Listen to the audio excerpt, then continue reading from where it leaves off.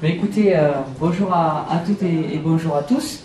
Nous sommes heureux de vous accueillir aujourd'hui avec notre conseiller départemental Sébastien Frey et avec ma collègue élue Émilie Féliu. Nous vous accueillons aux côtés de l'association chargée du patrimoine de Bessan, Antoine Iniguez, Mathieu Lavalmas et toute l'équipe qui sont ici pour vous présenter dans une première partie l'histoire.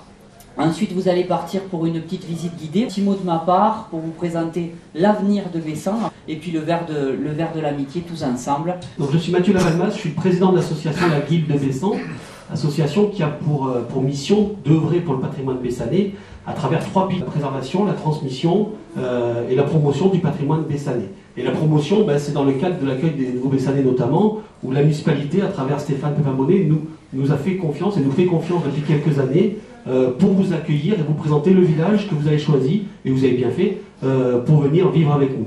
Et vous verrez que le patrimoine bessanais, il est extraordinaire parce que vous avez certainement promené dans la ville, dans les rues depuis les quelques mois ou les quelques semaines où vous êtes là. Et grâce à Antoine, vous verrez qu'en fait, vous êtes passé devant plein de choses.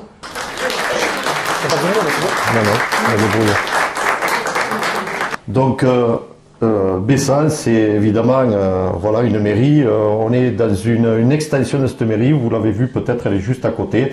Bessan, entouré donc de la commune de Vias, Agde, Florensac, Saint-Ibéry et Mont-Blanc. Et un territoire qui est, comment dire, arrêté, je dirais, par le fleuve. Et Bessan, qui n'était pas positionné à cet endroit-là au départ, puisque les fouilles qui sont faites régulièrement chaque année à la Monadière, la Monadière est ici, vous voyez où il y a le dé, ici, avec ce petit promontoire, très proche de l'Hérault, séparé par un ruisseau qui s'appelle l'Ardaillon, qui était en fait un bras de l'Hérault, du delta de l'Hérault. Donc Bessan s'installe ici, mais les fouilles qui sont faites montrent que donc l'homme a choisi quand même de s'installer ici depuis fort longtemps. On parle de l'époque grecque, du 6e au 4e siècle avant Jésus-Christ. Donc les vestiges qui sont sortis actuellement montrent que cette population-là, qui faisait des échanges partout en Méditerranée, a choisi à un moment donné de se positionner ici judicieusement. Pourquoi? Parce qu'on est sur une voie qu'on ne voit pas sur ce plan, mais qui est définie par les historiens et qui s'appelait la carrière mercadale, la route marchande. La route marchande, c'est une des plus importantes routes. Alors, routes, évidemment, ce ne sont pas des boulevards comme aujourd'hui, mais ce sont des petits chemins qui permettent d'acheminer toutes les marchandises depuis la mer, évidemment. Ici, on pense que c'est à peu près du port de Port-Iragne que ça montait directement vers un site qui est un petit peu plus bas, qui s'appelle Touroule. Et à partir de Touroule, donc une bifurcation qui partait vers Coussergues et les Garrigues, et qui était le chemin poissonnier, le Camille Pessounier, chemin poissonnier. Donc toutes les victuailles venant de la mer partaient dans un sens comme ça, et la carrière mercadale traversait, donc apparemment descendait sur Bessan, traversait et montait droit vers Saint-Ibéry, Pézenas et montait vers le centre de la Gaule. Endroit privilégié pour s'installer. Donc non seulement des poteries ont été trouvées, non seulement la carrière mercadale qui montait, mais aussi vous aviez ce fleuve qui est quand même navigable à l'époque, sauf en temps de crue. Et vous avez ici un port qui est organisé très tôt et qui permet là aussi d'échanger par cette voie, de pouvoir les amener sur ce qui va être plus tard Bessan. Donc l'Hérault, calme et tranquille, en ce moment. Et voilà les fouilles. Donc ça, j'ai changé un petit peu les photos. Chaque année, je mets un petit peu à jour. Ce sont les fouilles de cette année. Vous voyez le site qui est à peu près fouillé et sur lequel donc tout un habitat a été trouvé avec des maisons absides très rares.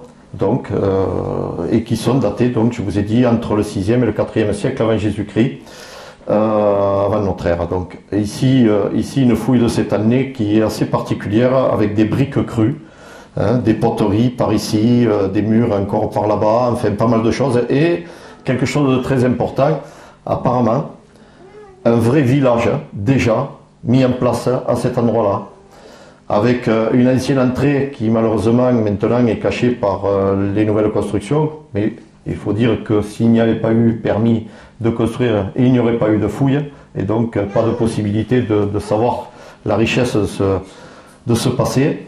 Une entrée de ville qui était ici, donc un rempart qui faisait tout le tour, et apparemment une voie avec une place qui serait ici. Donc tout ça est encore en pleine fouille, et il y en a encore pour plusieurs années pour découvrir l'ensemble du site qui est quand même assez important. Que je ne me trompe pas, voilà le genre de poterie, poterie quand même assez ancienne. Ici on dit ionienne, rouge et grenat. Tout ça pour vous dire que donc les Grecs qui vont, je veux dire, coloniser un petit peu toute la Méditerranée et qui vont créer chez nous des comptoirs. Antipolis, Antibes donc, Nicaïa, Nice, Massalia, Marseille, Agathe-Tiché, Agde, et Empúries, un pays catalan, d'accord. Et puis un petit peu plus haut que Agathe-Tiché, puisque Agde était situé sur une île, Agde, situé sur une île, le delta de l'Hérault, et la Monédière est juste au-dessus, donc choisi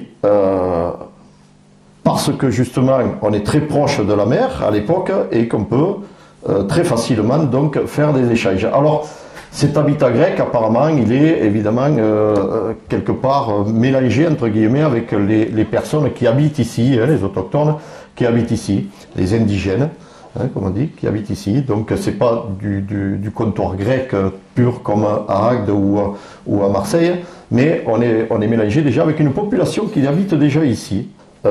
Les fouilles cette année ont permis de confirmer que l'habitat était déjà présent même au néolithique. Moins 2008 à peu près, c'est ce qui a été donné. On a trouvé ces couches-là et il est permis donc de dire que très tôt le site est occupé. Va se développer donc une forme d'habitat à la Monédière, et puis pour quelle raison? On ne sait pas, très certainement et justement pour une raison marchande, on va changer d'endroit et on va s'installer à l'endroit même où nous sommes. Alors, le général Domitius, c'est celui qui était quand même le gouverneur de la Gaule. Et ce général Domitius, oui, c'était important par rapport. Ce général Domitius, lui, il va aussi créer une voie, la Via Domitia, qui va emprunter, alors elle est en rouge, elle va emprunter peu ou prou le tracé d'une ancienne voie qui est ici, en pointillé, et qui s'appelait la Via Héracléa. Héracléa, Héraclès évidemment, les Grecs qui nous ont laissé quand même le nom des Pyrénées, de Cerbère. Donc la Via Domitia qui est aujourd'hui peu ou prou l'autoroute A9, les Ligures jusqu'en Espagne, les Hispaniques, les Ibères. Voilà. Villa romaine qui va s'installer donc un petit peu partout sur le territoire, parce que le général Domitius va distribuer les terres à ses légionnaires qui ont rendu les grands services donc à l'armée romaine quand ils arrivent au bout de leur campagne. Donc les terres leur sont distribuées. Les villas romaines qui étaient disséminées sur le territoire. Voilà une recherche d'un des collègues de l'association il y a quelques années qui montrait à peu près pour ce que pouvait être l'implantation des villas romaines sur le coin. Saint-Laurent de Touroul, la Monédière, dont on est en train de parler, le port, Brignac, donc c'est Bessan déjà, et l'église de Bessan ici. Voilà. Toutes ces villas romaines ont évolué. Certaines ont totalement disparu, comme c'est le cas apparemment sur la Monédière, comme c'est le cas apparemment sur pas mal d'endroits, à Saint-Laurent de Touroul. Mais d'autres ont évolué en campagne, qu'on appelle tout simplement, pour faire de la production agricole. C'est le cas des castanes, notamment, de la Vière, de la Guinarde. Et donc va s'installer un habitat qui va être regroupé selon la forme d'un castrum. Voilà Bessan. Alors là, c'est un plan qui a été repris sur le tracé de la route entre Bessan et Agde en 1775 avec des propositions de tracé en 1771. Et donc on peut imaginer que ce plan de Castron était déjà valable et existait déjà un petit peu avant. Celui-ci est intéressant parce qu'il porte quand même des dimensions en toise 24, 44, 81 qui nous permet quand même de définir où étaient à peu près les points stratégiques, je dirais, de ce castrum. Alors castrum, qui veut dire agglomération autour d'un château, château de Bessan qui est nommé dès 1134 déjà, on sait qu'en 1219 il va passer dans les mains des nouveaux conquérants qui viennent combattre les Cathares. Hein, notamment Amaury de Montfort, fils de Simon de Montfort. Et donc, alors château, il ne faut pas voir peut-être château avec les tours comme on peut voir ailleurs, mais très certainement la grosse maison seigneuriale hein, qui est présente et on vient construire tout autour, on vient s'agglomérer tout autour. C'est ce qu'on appelle un castrum. C'est un castrum. Hein, tel qu'on le voit, un petit peu difforme, qui est composé d'un bourg assez important, apparemment déjà 1100 habitants hein, à l'intérieur des murs, et puis un faubourg qui est à l'extérieur, ici, là, qui est donc en face, là, hein, si vous voulez, après la Grande Rue. Il y a déjà un faubourg qui existe, qui nous fait poser des questions, à savoir si la muraille, la première muraille de Bessan englobait ou pas ce faubourg ou pas. Bref, ici, quelque chose d'important, cette dent que vous voyez, c'est la tour qui protégeait la porte de Bessan. Voilà, et elle était ici protégée par une tour qui, à mon sens, il doit rester un mur, et il reste un mur, on en est sûr, puisque à la construction de l'hôtel de ville, on recouvre ce mur, on le redresse un petit peu, le mur d'enceinte. Voilà, le mur d'enceinte qui était ici. Et ici, vous avez la porte Saint-Pierre. C'est la seule qui porte un nom et qui est toujours en place à côté de l'église. Alors ça, c'est aussi le plan du cadastre Napoléon. C'est le seul et le premier plan qui nous permet de définir l'habitat. Puisque vous avez vu un petit peu les autres plans qu'on avait, c'était quelque chose d'un petit peu difforme, mais confus surtout. On ne voit aucun habitat, aucune maison, alors que là, déjà en 1823, alors, plan qui a été repris sur le cadastre Napoléon en 1823, mais qui date d'un petit peu avant, certainement, début 19e, je dirais, et qui montre bien donc tout l'habitat, avec les îlots, notamment ici l'îlot des fours, donc où les fours communs étaient en place et où on cuisait le pain, l'église, la mairie, et l'hospice, les trois bâtiments publics très importants. L'hospice a disparu, la mairie existe, elle est juste à côté, je vous commenterai ça, et l'église qui a été pas mal modifiée au cours des âges. Voilà, la porte Saint-Pierre qui est ici, puis on a fait un tracé donc avec la rue de la Muraille, évidemment, la rue des Caves qui est un peu plus bas,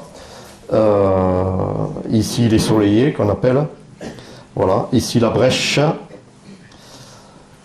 la porte d'Ouille, et ici la rue des Courses, la rue de la République, celle-ci hein, qui passe là, et la rue de l'Hôpital. Trois axes principaux quand on arrive du sud, trois axes principaux, d'accord? Mais un seul est doté d'une porte importante, ici. Pourquoi? Parce que cette voie, ici, est la carrière mercadale.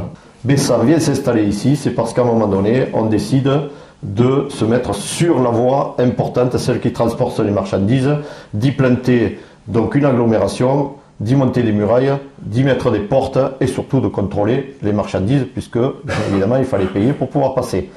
Et puis donc on va s'installer autour, comme ça. Alors il est dit que la première muraille passait avant l'église. Pourquoi? Parce qu'une église, à l'époque, n'avait pas le droit d'avoir, une ville, pardon, à l'époque, n'avait pas le droit d'avoir ses cimetières à l'intérieur des murs.